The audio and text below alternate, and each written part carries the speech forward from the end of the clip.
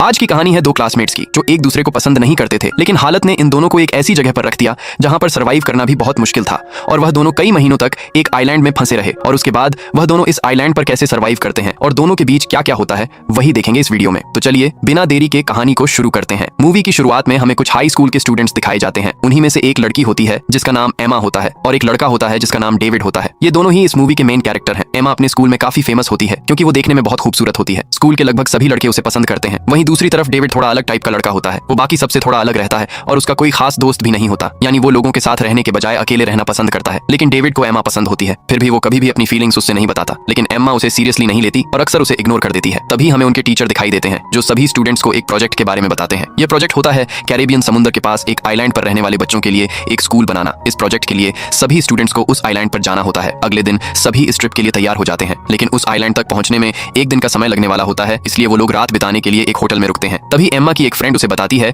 कि समुद्र में एक जहाज पर एक पार्टी का आयोजन किया गया है, इसलिए वो उसे उस पार्टी में आने के लिए कहती है। लेकिन एम्मा पहले तो मना कर देती है क्योंकि उसका जाने का मन नहीं होता। फिर अपनी फ्रेंड के बार बार कहने पर वो आखिरकार मान जाती है। इसके बाद सभी लोग रात में उस पार्टी में पहुंच जाते हैं और उस पार्टी में डेविड भी मौजूद होता है। सभी लोग पार्टी में खूब एंजॉय कर रहे होते हैं, लेकिन तभी अचानक वहां पुलिस आ जाती है क्योंकि उन्हें जानकारी मिली होती है कि उस पार्टी में ड्रग्स का इस्तेमाल हो रहा है। और दूसरी तरफ हम देखते हैं कि उसी दौरान एम्मा अचानक जहाज से फिसलकर पानी में गिर जाती है। तभी उसे बचाने के लिए डेविड भी बिना सोचे समझे पानी में कूद जाता है। इसके बाद उन्हें वहां एक लाइफ बोट मिलती है और वो दोनों उसी पर बैठ जाते हैं। तब डेविड उस रस्सी को काट देता है जिससे वो लाइफ बोट जहाज से बंधी हुई होती है। दरअसल डेविड को डर होता है कि अगर पुलिस ड्रग्स वाले केस में सबको पकड़ लेती है तो वो भी फंस सकता है, इसलिए वो सोचता है कि वो दोनों इस बोट के जरिए वहां से निकल जाएंगे। लेकिन डेविड को ये अंदाजा नहीं होता कि आगे उनके साथ क्या होने वाला है। अब डेविड देखा है कि उस बोट में कोई इंजन नहीं है और दूसरी तरफ उनका जहाज उनसे काफी दूर निकल चुका होता है। इस तरह वो दोनों समुद्र के बीचों बीच फंस जाते हैं। कुछ ही देर बाद उनकी मुश्किलें और बढ़ जाती हैं क्योंकि अचानक वहां तेज बारिश शुरू हो जाती है। इस खराब हालत में ही वो दोनों पूरी रात उसी बोट में बिताते हैं। अगली सुबह जब उनकी आंख खुलती है तो वो देखते हैं कि वो समुद्र के काफी अंदर आ चुके हैं और उनके आसपास कहीं भी कोई जहाज या बोट दिखाई नहीं देती। चारों तरफ सिर्फ पानी ही पानी होता है और सबसे बड़ी बात, उनके फोन में भी कोई नेटवर्क नहीं होता। उधर उनके स्कूल के टीचर को पता चलता है कि एम्मा और डेविड गायब हैं। जब वो उनके दोस्तों से पूछते हैं तो उन्हें पता चलता है कि एम्मा और डेविड एक छोटी बोट में थे, लेकिन उसके बाद वो कहां गए किसी को कुछ भी पता नहीं होता। अब दूसरी तरफ हम देखते हैं कि डेविड और एम्मा को दूर एक आइलैंड दिखाई देता है। तब वो दोनों उसी आइलैंड की तरफ बढ़ने लगते हैं और काफी मुश्किलों का सामना करते हुए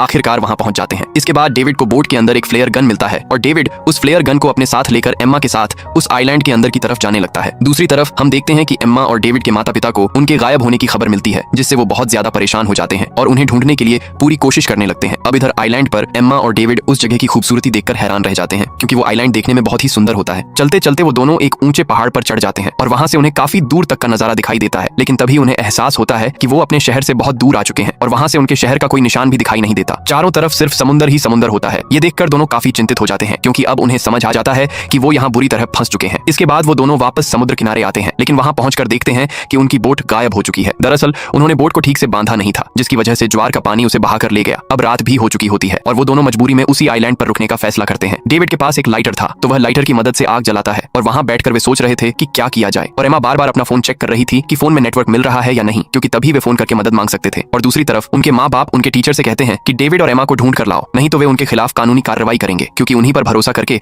उन्होंने अपने बच्चों को यहाँ भेजा था। तो इसी तरह दिन गुजरते रहते हैं और एक दिन सुबह डेविड तैरकर समुद्र में जाता है और एमा खाने के लिए पानी लाने के लिए झरने के पास आती है। जब वह बोतल में पानी भर रही होती है तभी उसे वहां कुछ एक आवाज सुनाई देती है, इसलिए वह डरकर जल्दी से डेविड के पास चली जाती है। इसके बाद हम देखते हैं कि वे लोग रहने के लिए एक घर बनाते हैं क्योंकि तेज बारिश और जंगली जानवरों से बचने के लिए उन्हें एक घर की बहुत जरूरत थी। वे खाने के लिए जंगल से कुछ केले इकट्ठा करते हैं और इन्हें खाने के बाद ही उनकी भूख मिटती थी। एमा और डेविड स्कूल में रहते समय एक दूसरे से ज्यादा बात नहीं करते थे, लेकिन यहाँ की परिस्थिति के कारण वे दोनों एक दूसरे के बहुत अच्छे दोस्त बन गए क्योंकि इस आइलैंड में उन दोनों के अलावा कोई नहीं था। डेविड ज्यादातर समय एमा की तरफ देखता रहता था क्योंकि डेविड शुरू से ही एमा को पसंद करता था और अब साथ रहते रहते एमा भी धीरे धीरे डेविड को पसंद करने लगी थी। इसी तरह उनके दिन बीत रहे थे। एक दिन जब डेविड काम कर रहा था तब वह अचानक वहां एक इंसान का कंकाल देखता है और यह देखकर एमा बहुत डर जाती है। तब डेविड उसे समझाता है और कहता है कि ये शायद यहाँ रहने वाले किसी इंसान का कंकाल होगा और यह भी कहता है कि हमारी फैमिली हमें ढूंढ रही है और वे बहुत जल्द हमें यहाँ से बचा कर ले जाएंगे, तुम चिंता मत करो, हमें कुछ नहीं होगा। डेविड एमा को समझाते समझाते वे दोनों एक दूसरे के और करीब आ जाते हैं और इसके बाद वे दोनों इंटीमेट हो जाते हैं। अगले दिन सुबह जब एमा नींद से उठती है तब उसे डेविड कहीं दिखाई नहीं देता और इससे वह बहुत डर जाती है और डेविड को ढूंढने लगती है। एमा जंगल के अंदर जाकर देखती है कि डेविड उस कंकाल को दफनाने के लिए एक गड्ढा खोद रहा है। तब एमा डेविड पर बहुत गुस्सा हो जाती है और कहती है, तुम मुझे अकेला छोड़कर यहाँ क्यों आए? तब डेविड कहता है कि तुम सो रही थी, इसलिए मैंने तुम्हें नहीं जगाया और मैं अकेले यहाँ आ गया। जब वे बात कर रहे थे तभी एमा अचानक एक गड्ढे में गिर जाती है और इसमें उसका पैर कट जाता है। इसके बाद डेविड उसकी बहुत केयर करता है। इसी तरह एक के बाद एक दिन बीतते रहते हैं और उन्हें दोनों को नहीं पता होता कि वे कभी अपने शहर वापस जा पाएंगे या नहीं। तभी डेविड एमा को अपना एक सीक्रेट बताता है कि एक दिन वह फुटबॉल खेलकर अपनी माँ के साथ गाड़ी में घर वापस जा रहा था, लेकिन रास्ते में उनका एक्सीडेंट हो जाता है और उसमें डेविड तो बच जाता है, लेकिन उसकी माँ मर जाती है और इसी वजह से डेविड खुद को आज तक माफ नहीं कर पाया और इसलिए वह हमेशा अकेले ही रहता था और हमेशा चुपचाप रहता था। लेकिन उस आइलैंड पर आने के बाद वह काफी हंसते खेलते हुए जीवन बिताने लगता है। दूसरी तरफ एमा और डेविड के माता पिता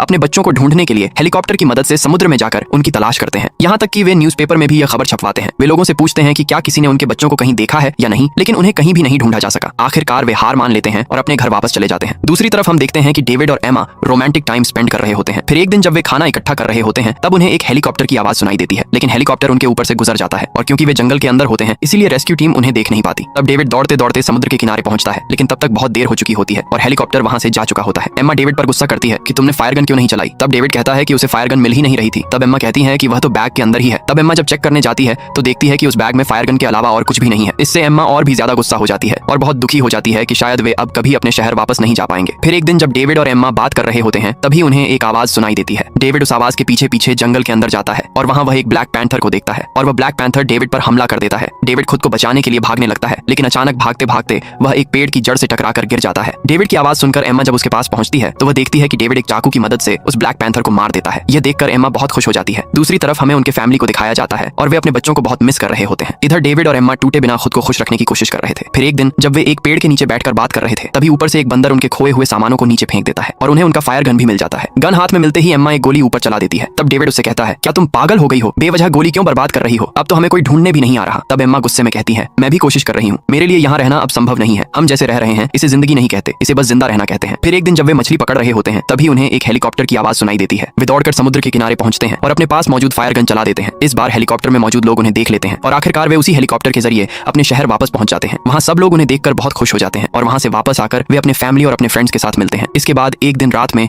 डेविड एमा के घर आता है और वहां डेविड एमा की बातों से समझ जाता है कि अब एमा का उसके ऊपर इंटरेस्ट नहीं रहा। एमा वहां डेविड को एक पार्टी में आने के लिए कहती है। उसकी बात सुनकर डेविड उस पार्टी में चला जाता है, लेकिन एमा अपने दोस्तों के साथ ही ज्यादा बिजी रहती है और डेविड को इग्नोर करने लगती है और जिसकी वजह से डेविड की जिंदगी फिर से पहले जैसी हालत में वापस आ जाती है और वह अपनी माँ को बहुत मिस करता है और उसकी कब्र के पास चला जाता है। लेकिन वह अभी भी एमा को भूल नहीं पाता क्योंकि वह सच में उसे बहुत प्यार करता था। इसके बाद एक दिन एमा एक पार्टी में जाती है और खिड़की से देखती है कि डेविड बाहर उसके लिए इंतजार कर रहा है और एमा यह देखते ही बाहर आकर डेविड को गले लगा लेती है क्योंकि उन्होंने उस आइलैंड पर पूरे 1 साल साथ में बिताया था और जिसकी वजह से वे उन दिनों को भूल नहीं पाए और एक दूसरे से प्यार करने लगे। और इसी के साथ ये सिनेमा खत्म हो जाता है। अगर ये वीडियो अच्छा लगा हो तो वीडियो को लाइक करो और चैनल को सब्सक्राइब करो। मिलते हैं एक और नए इंटरेस्टिंग मूवी एक्सप्लेन के साथ।